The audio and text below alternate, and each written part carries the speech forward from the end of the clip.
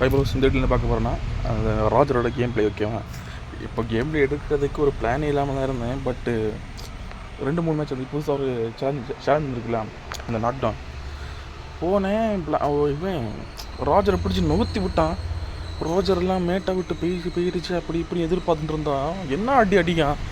அதான் 80ஆம் லெவல் இருந்தால் இவனை மேக்ஸ் ஆக்கி இப்போ தான் அப்படியே தூக்கிட்டு வந்தேன். மெடல் செட்டு மட்டும் லைட்டாக பார்க்கணும். பட் அது தவிர பையன் பார்க்காவா இருக்கான். பாஞ்சு அடிக்கான். ஏம்மா இவன் எல்லாம் இவனுக்கெல்லாம் பஃப்பு கொடுத்து எவ்வளோ நாளாச்சு, இன்னும் இப்படி மரம் போல அடிக்கான். பார்ப்போம். அப்புறம் உங்கள்கிட்டையும் ரோஜர் இருந்தீங்க அப்படி கமெண்ட்டில் போட்டிருக்கேன். என்கிட்ட இருக்குன்னு பார்ப்போம் எத்தனை பேர்கிட்ட இருக்குன்னு. மேக்ஸிமம் நிறைய இருக்குது. என்ன நிறைய எப்படின்னா நிறைய தடவை ரீபேர் வந்து ஒரு 5-6 தடவை வந்திருக்கோம். ஓகே ஸ்டார்டிங் தான் அது கொஞ்சம் ஈஸி மேட்ச் தான். இந்த லீக்கு கொஞ்சம் ஈஸியாக தான் இருந்தது. பட்டு அங்கேயும் மேட்டாக இருக்கானுவான். ஆனால் ராஜர் இப்போ அடிப்பான்னு எதிர்பார்க்கல. கொஞ்சம் ரொம்ப நல்லா இருக்கான்.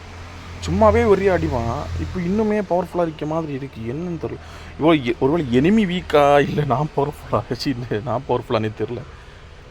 நல்லா அடிச்சுட்டான்.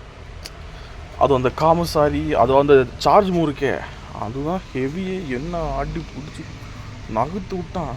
ஏமா எனக்கு ராஜராஜ பெருசாக ப்ளே பண்ணவே தெரியாது. ப்ளே பண்ணது எனக்கு இப்படி அடிக்கணும். நீங்கள் எப்படி இருப்பீங்க ராஜர் ஓஜி பிளேயர்ஸ்லாம்? சும்மா அடிக்கடி மொத்தமாக 2-3 டெட்டானே நினைக்கிறேன் இந்த மேட்ச்சு. அப்புறம் 4 கில்லுன்னு நினைக்கிறேன். இதெல்லாம் பெருசு எனக்கு. உங்களுக்கு ஈஸியாக இருக்கலாம். பட் எனக்கு இதெல்லாம் பெரிய விஷயம்.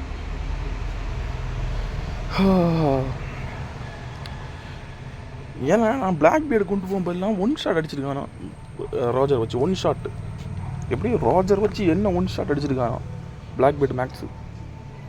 அப்புறம் யார் லாயும் 1 ஷாட் அடிச்சிருக்கானோ. ஃபைபர்ஸ் இது வரைக்கும் பார்த்தீங்கன்னா உங்களெல்லாம் தேங்க்யூ. அப்புறமே ஒரு டோர்னமெண்ட் சின்ன ஒரு டோர்னமெண்ட் கண்டக்ட் பண்ணுறான். இன்ட்ரெஸ்ட் இருந்தால் ஜாயின் பண்ணுங்கள். ஓகே டிஸ்கா லிங்க் கீழே கொடுக்குறேன். ஃப்ரீ என்ட்ரி தான். இன்ட்ரெஸ்ட் தான் ஜாயின் பண்ணுங்கள். நல்ல ரிவார்ட்ஸ்லாம் இருக்குது.